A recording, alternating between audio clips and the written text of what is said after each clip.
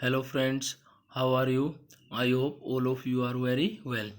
Today we are going to discuss about the second chapter of class 10th Forest and Wildlife Resources. देखिए forest and wild life resources से हमारा मतलब है one एवं वन्यजीव संसाधन। वन एवं वन्यजीव संसाधन। Let's start the chapter. We share this planet with millions of other living beings, starting from microorganisms and bacteria like lichens to banyan trees, elephant and blue whales. इस बात से मेरा अभिप्राय है हम इस ग्रह पर हमारी पृथ्वी को बहुत लाखों यानी कि मिलियन लाखों सूक्ष्म जीवाणुओं बैक्टीरिया लाइकन्स होता है जोक से लेकर बनियान ट्री होता वट वृक्ष एलिफेंट हाथी एंड ब्लू व्हेल के साथ शेयर करते हैं। देखिए बहुत छोटे माइक्रो ऑर्गेनिज्म से लेकर ब्लू व्हेल तक हमारे साथ इस पृथ्वी पर सभी प्रकार के लिविंग ऑर्गेनिजम्स रहते हैं। This entire habitat that we live in this immense biodiversity यानी कि इस हम जहाँ पर रहते हैं यहाँ पर क्या है अत्यधिक जैव विविधता पाई जाती है। We humans along with all living organisms form a complex web of ecological system in which we are only part and very much depend on this system for our existence। इसका क्या मतलब है?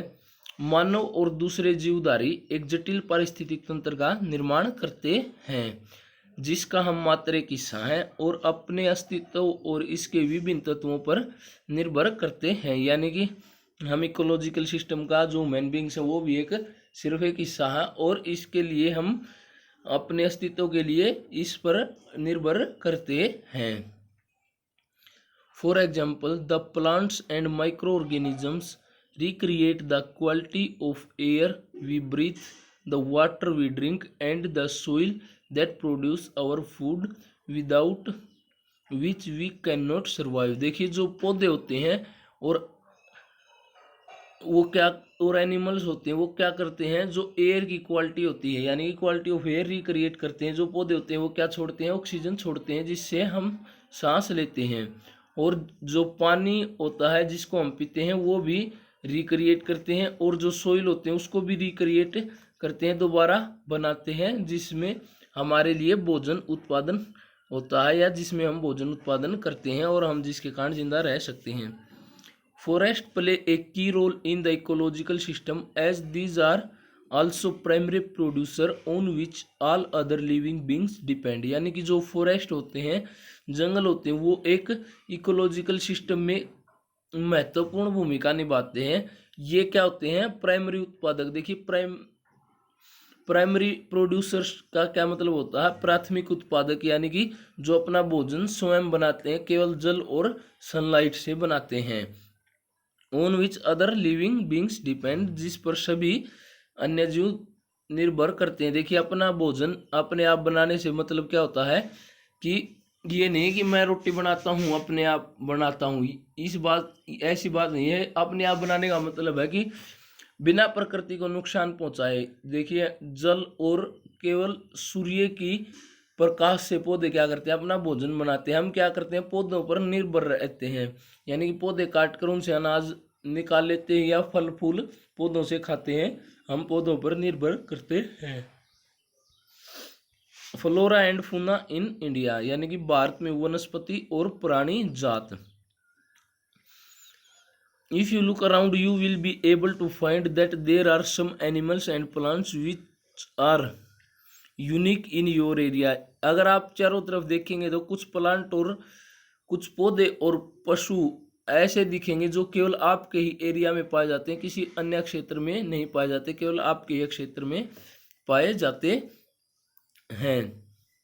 In fact India is one of the world richest countries in term of vast array of biological diversity. यानी कि भारत जो है जैव विविधता की दृष्टि से विश्व की सबसे धनी कंट्रियों में से एक है। यानी कि भारत में बहुत ज़्यादा जैव विविधता पाई जाती है जैविक विविधता पाई जाती है। दिस इज पॉसिबली ट्वाइस और thrice the number yet to be discovered, यानी कि यहाँ विश्व की बहुत ज़्यादा प्रजातियां पाई जाती हैं, यानी कि जो भारत का नंबर हो ट्वाइस और थ्राइस है। You have already studied in detail about the extent and variety of forest and wild life resources in India, यानी कि जो भारत में जंगल और वनस्पति और जीव संसाधन है उसके बारे में आप पहले ही पढ़ चुके हैं। You may have realised that importance of these resources in our daily life, आप सभी को दैनिक जीवन में इनकी महत्वपूर्णता का आभास होना चाहिए। This diverse flora and fauna are so well integrated in our daily life that we can these for granted, यानी कि जो ये वनस्पति और जीव हैं ये हमारे डेली लाइफ से यानी कि दैनिक जीवन से बहुत ज़्यादा जुड़े हुए हैं। इंटीग्रेटेड का मतलब जुड़े हुए हैं, लेकिन हम क्या करते हैं, इनकी कदर नहीं करते।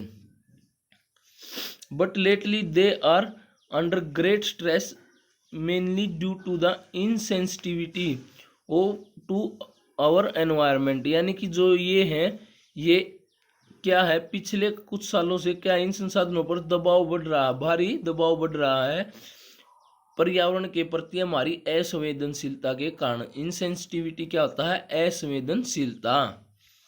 सम estimates suggest that at least 10% of India recorded wild flora and 20% its mammal are on the threatened list, यानी कि कुछ अनुमान कहते हैं कि भारत में 10% वन्य वनस्पति जात और 20% स्तनधारियों को लुप्त होने का खतरा है। थ्रेटिएंड मीन्स होता खतरा या धमकी देना। धमकी देना हम यहाँ पर यूज नहीं करेंगे, यहाँ पर हम क्या हिंदी मीनिंग यूज करेंगे इसके लिए, खतरा है। Many of these would now be categorized as critical, that is on the verge of extinction, like cheetah, pink-headed duck, mountain quail, forest spotted owlet, and the plants like Madhuca ignis and Abardia एप्टोन्यूरोन, यानी कि जो ये नाम दिए गए हैं, ये प्रजातियों के जो नाम दिए गए हैं ये क्या है, ये विलुप्त होने की कगार पर है। देखिए जो चीता है, चीता, पिंक हेडेड डक यानी कि गुलाबी सिर वाली बत्तख, माउंटेन क्वेल यानी कि पहाड़ी कोयल भी कह सकते हैं, और ये क्वेल का प्रॉपर हिंदी मीनिंग होता है बटेर या पहाड़ी बटेर या पहाड़ी कोयल। फॉरेस्ट स्पॉटेड आउलेट यानी कि जंगली चीतीदार जो उल्लू होता है वो, जो प्लांट्स होते हैं मधु का इंसिग्निस यानी कि मधु का इंसिग्निस एक प्रकार का प्लांट है जो महुआ प्रजाति की किस्म है। और जो उर्डिया एप्टान्यूरोन है, उबर्डिया एप्टान्यूरोन ये क्या है, एक प्रकार की घास की प्रजाति जो विलुप्त होने वाली है। In fact, no one can say how many species may have already been lost, यानी कि कोई नहीं बता सकता कि पहले कितनी प्रजातियां विलुप्त हो चुकी हैं। Today we can only talk the larger and the more visible animals, the plants that have become extinct, but what about smaller animal like insect and plants? देखिए हम आज केवल बड़े जानवरों के बारे में और जो अधिक दिखाई देने वाले जानवर हैं उनके बारे में बात करते हैं, लेकिन जो कीट और छोटे पौधे होते हैं जो वो भी बहुत महत्वपूर्ण है और वो लुप्त होने वाले उनके बारे में हम बात नहीं करते।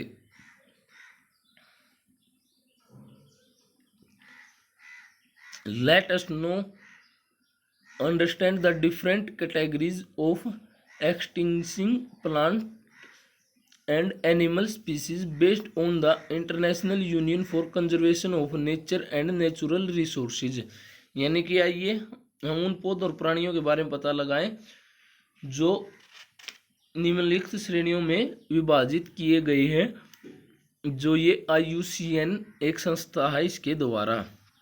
सबसे पहले है नॉर्मल स्पीसीज का मतलब होता है सामान्य जातियां। Species whose population level are considered to be normal for their survival such as cattle, sal, pine and rodents. यानी कि जो जातियां जिनकी जीवित रहने में संख्या सामान्य मानी जाती है वो सामान्य प्रजातियां कहलाती हैं, जातियां कहलाती हैं। इनमें है जैसे कैटल पशु, साल के पेड़, चीड़ के पेड़, और ये जो दिया हुआ आपको रोडेंट्स, इसका मतलब होता है करतंक। क्या होता है? करतंक। हिंदी मीनिंग होता है करतंक। Next is the endangered species, यानी कि संकटग्रस्त जातियां। इंडेंजर्ड स्पीसीज का मतलब होता है संकटग्रस्त जातियां। This species which are in danger of extinction, the survival of such species is difficult if the negative factor that have led to a decline in their population continue to operate. The examples such as species are black buck, crocodile, Indian wild ass, Indian rhino, line-tailed macaque, Sangai, etc। यानी कि जो संकटग्रस्त जातियां कौन सी होती हैं? वो जाति जिनके लुप्त होने का खतरा है। अगर हमने जो इनके विषम यानी कि विरोधी परिस्थितियां हैं उन पर काबू नहीं पाया तो ये जातियां क्या हो जाएंगी? विलुप्त हो सकती है। इनका बहुत ज़्यादा खतरा है विलुप्त होने का। ये कौन से हैं? देखिए यहाँ पर आपको एग्जाम्पल दिए गए हैं। ब्लैक बक यानी कि काला हिरण। काला हिरण केस को आप सभी अच्छी तरह से जानते होंगे, जो हमारे फिल्मी स्टार, बॉलीवुड के स्टार सलमान खान जी पर चला हुआ था। काला हिरण मारने का केस उनके ऊपर था। क्रोकोडाइल यानी कि मगरमच्छ, इंडियन वाइल्ड एस भारतीय जंगली गधा, इंडियन राइनो यानी कि भारतीय गेंडा, लायन टेल्ड मकैक यानी कि शेर की पूंछ वाला बंदर। जैसे शेर की पूंछ होती है वैसी पूंछ होती है वो वाला बंदर। संगाई यानी कि संगाई एक मणिपुरी हिरण होता है। यहाँ पर दिया हुआ है डियर इन मणिपुर। नेक्स्ट है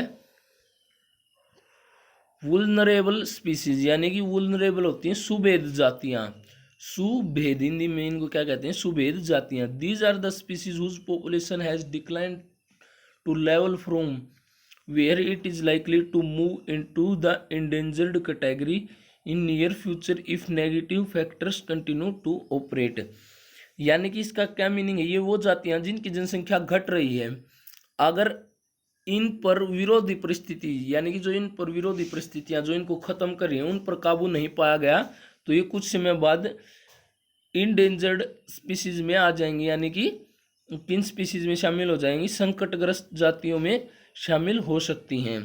इनके कौन से एग्जाम्पल हैं यहाँ पर? ब्लू शिप यानी कि नीली भेड़, एशियाटिक एलिफेंट एशियाई हाथी, गंगेटिक डॉल्फिन गंगा नदी की डॉल्फिन मछली। The next is rare species. Rare species का मतलब होता है दुर्लभ जातियां। स्पीसीज विद स्मॉल पॉपुलेशन में मूव इनटू इंडेंजर्ड और vulnerable category if negative factor affecting them continue to operate. यानी कि ये वो जातियां जो बहुत दुर्लभ जातियां थी, कहीं कहीं पर पहले ही इनकी संख्या बहुत ज़्यादा कम थी और अब इनकी संख्या और घट रही है। अगर इनकी विरोधी परिस्थितियों को काबू नहीं किया गया तो ये जातियां भी क्या हो जाएंगी? दुर्लभ से संकटग्रस्त जातियों में शामिल हो जाएंगे। देखिए इनके एग्जाम्पल है हिमालयन ब्राउन बियर। क्या है हिमालयन ब्राउन बियर? यानी कि जो हिमालय में पाने वाला भूरा भालू है वो। वाइल्ड एशियाटिक बफेलो, एशिया जंगली एशियाई भैंस। डेजर्ट फॉक्स यानी कि जो मरुस्थलीय लोमड़ी। ओरनबिल यानी कि ओरनबिल होती है, ये क्या होता है?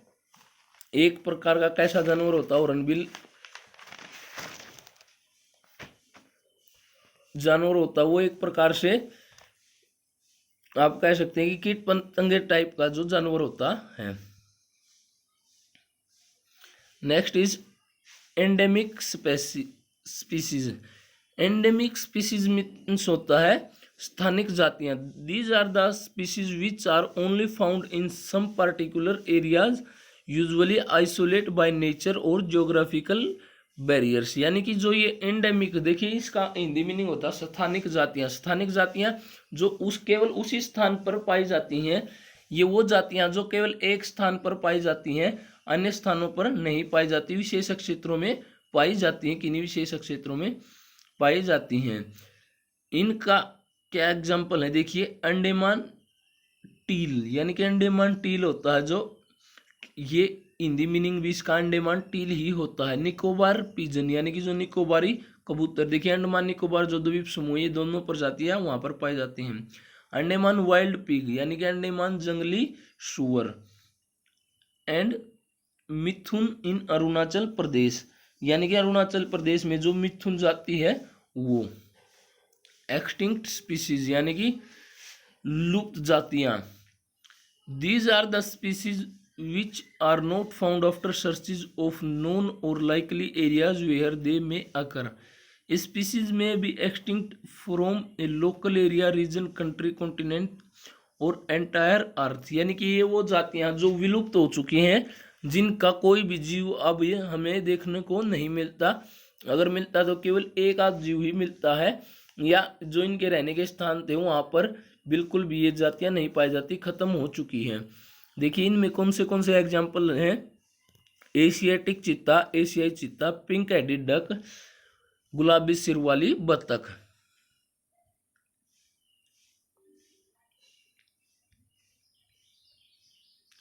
If you look around, you will be able to find how we transform nature into a resource, obtaining directly and indirectly from the forests and wildlife, wood, barks, leaves, rubber, medicine, dyes, food, fuel, fodder, manure, etc. यानी कि ये हम पढ़ते हैं कि हम nature से, प्रकृति से जो संसाधन है उनको परिवर्तित कर दिया है। हम नेचर से क्या क्या लेते हैं, लकड़ी, छाल, पत्ते, रबड़, दवाइयाँ, भोजन, ईंधन, चारा आदि प्रत्यक्ष या परोक्ष रूप से वनों से ही प्राप्त होता है। देखिए डायरेक्टली और इनडायरेक्टली होता है, प्रत्यक्ष या अप्रत्यक्ष, या प्रत्यक्ष या परोक्ष रूप से। So it is ourselves who have depleted our nature, our forest and wildlife। देखिए हम ही हैं जिन्होंने हमारे जंगलों और वाइल्ड लाइफ यानी कि वन्य जीवों को समाप्त कर दिया है। The greatest damage inflicted on Indian forest was during the colonial period due to the expansion of railways, agriculture, commercial and scientific, forestry and mining activities। ये क्या है, देखिए कि जो औपनिवेशिक काल था, औपनिवेशिक काल कॉलोनियल होता है, औपनिवेशिक काल में सबसे ज़्यादा वनों का ह्रास हुआ है। किस कारण से, रेलवे बिछने से, कृषि के कारण, माइनिंग खानों के कारण, और साइंटिफिक यानी कि जो साइंटिफिक फॉरेस्ट्री होती है उसके कारण। Even after independence, agriculture expansion continues to be one of the major cases of the depletion of forest resources. Between 1951 and 1980, according to the Forest Survey of India, over 26,200 square kilometer of the forest area was converted into agricultural land all over the India. देखिए data दिया गया 1951 से 1980 के बीच 26,200 square kilometre area जो वो agricultural land में परिवर्तित कर दिया गया, जंगलों का। Substantial part of tribals belt specially in north eastern and central India have been deforested and degraded by the shifting cultivation, a type of slash और बर्न एग्रीकल्चरल। देखिए जो ये एरिया दिया गया नॉर्थ ईस्टर्न यानी कि उत्तर पूर्वी और मध्य भारत में जो डिफोरेस्टेशन हुआ वो सबसे ज़्यादा किस कारण से हुआ है, झूम खेती के कारण, और किसके कारण, स्लैश या बर्न एग्रीकल्चर के कारण सबसे ज़्यादा निम्नीकरण हुआ है। Large scale development project have also contributed significantly to the loss of the forests। जो बहुत बड़े परियोजना होती हैं, विकास परियोजना, उनके कारण भी वनों को बहुत ज़्यादा नुकसान हुआ है। सिंस 1951 और 1,000 square kilometer of the forest was cleared for river valley projects. 1951 से 5,000 स्क्वायर किलोमीटर जंगल का एरिया जो है रिवर घाटी नदी घाटी परियोजनाओं के लिए क्लियर कर दिया गया है. Clearing of forest is still continuing with the project like Narmada Sagar project in Madhya Pradesh which would inundate यानी कि 40,000 हेक्टेयर ऑफ फॉरेस्ट. यानी कि जो नर्मदा सागर प्रोजेक्ट है मध्य प्रदेश में, उसके द्वारा 40,000 हेक्टेयर जो जंगल है उनको साफ कर दिया गया, काट दिया गया है. Mining is other important factor behind deforestation. यानी कि जो खनन है वो भी वनों को काटने के लिए एक मुख्य कारण बन चुका है. Mining the Buxa tiger reserve in West Bengal is seriously threatened by the ongoing dolomite mining. जो बक्सा टाइगर रिजर्व है वो खतरे में है जो पश्चिम बंगाल में डोलोमाइट खनन है उसके कारण से. It is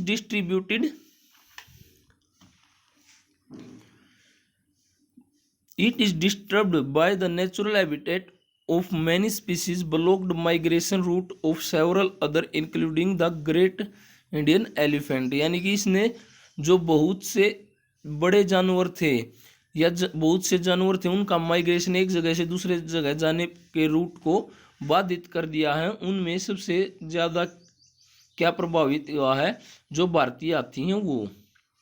Many forest and environmentalists hold the view that the greatest degrading factor behind the depletion of forest resources are grazing and fuelwood collection. यानी कि बहुत से जो इन्वायरमेंटलिस्ट है वो क्या मानते हैं, पर्यावरण चिंतक हैं, जो मानते हैं कि जो जंगलों का विनाश हो सबसे ज़्यादा ग्रेजिंग यानी कि चारण और लकड़ी फ्यूलवुड लकड़ी का जो ईंधन के रूप में प्रयोग करते हैं उसके कारण हुआ है. दो there may be some substances in the argument, yet the fact remains that substantial part of fuel fodder demand is met by lopping rather than the felling entire trees. इसका मतलब क्या हुआ कि इस बात में सत्यता हो सकती है लेकिन पूर्णतः यह बात सत्य नहीं है, क्योंकि जो ईंधन के रूप में हम लकड़ी यूज करते हैं उसमें केवल टहनियाँ काटते हैं, पूरे पेड़ को नहीं काटते. ये बात इसलिए असत्य साबित हो सकती है.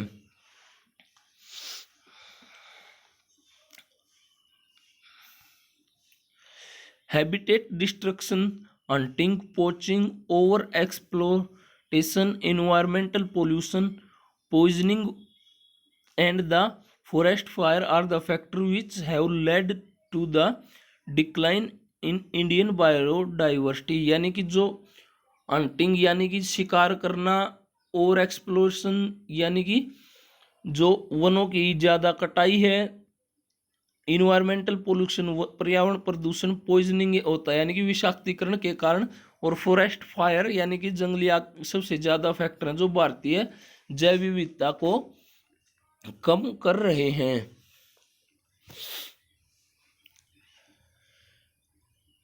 Other important causes of environmental destruction are unequal access, inequitable consumption of resource and differential sharing of responsibility for environment well-being. यानी कि जो जैव विविधता के कम करने वाले कारक हैं उनमें अन्य कारक क्या होते हैं, जो संसाधनों का असमान बंटवारा है और उनका असमान उपभोग है, और पर्यावरण का रखरखाव की जिम्मेदारी क्या है, असमान है.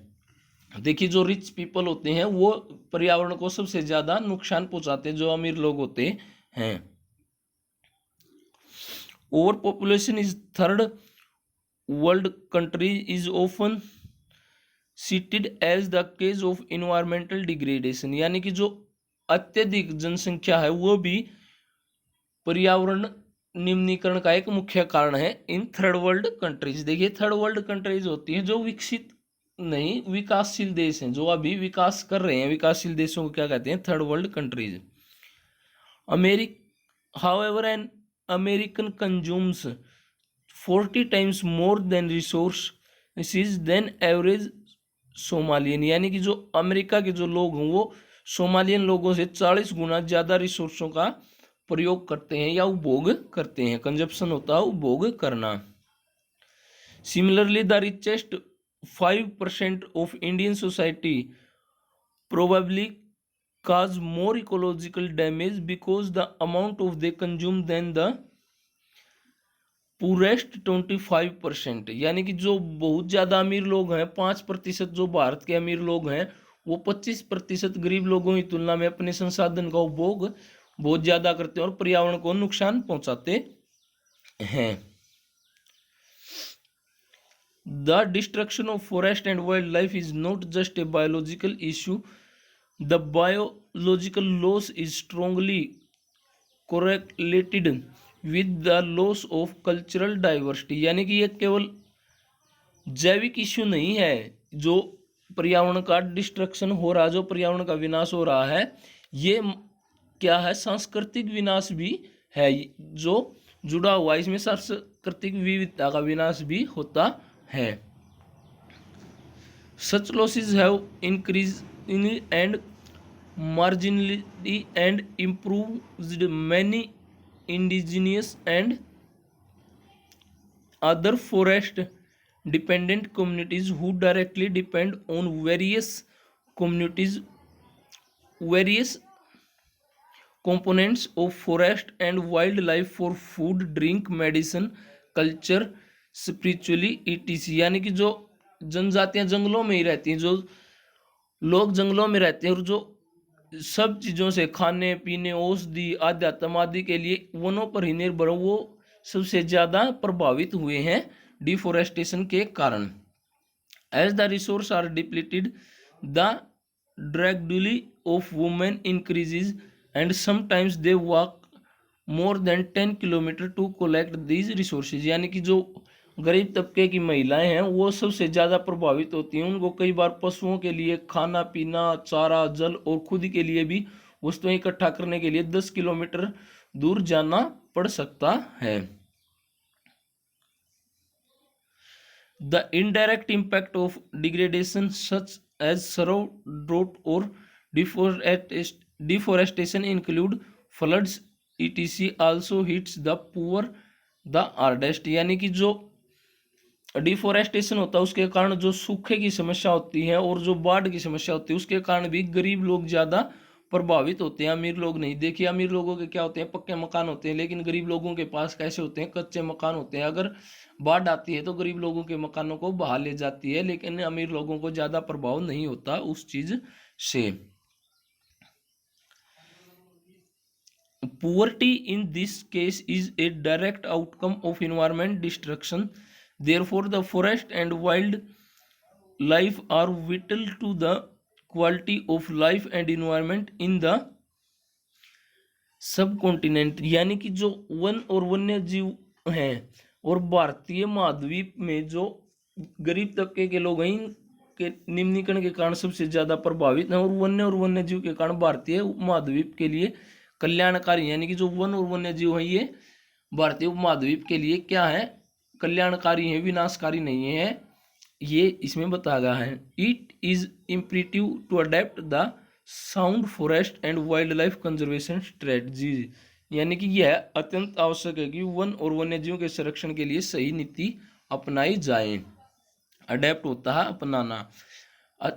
आज हम यहीं तक करेंगे, हम बचा हुआ पार्ट इसका अगली क्लास में करेंगे। अगर वीडियो अच्छी लगी हो तो लाइक करें, अपने दोस्तों के साथ इसे शेयर भी करें। अगर कोई प्रॉब्लम हो तो कमेंट बॉक्स में पूछें।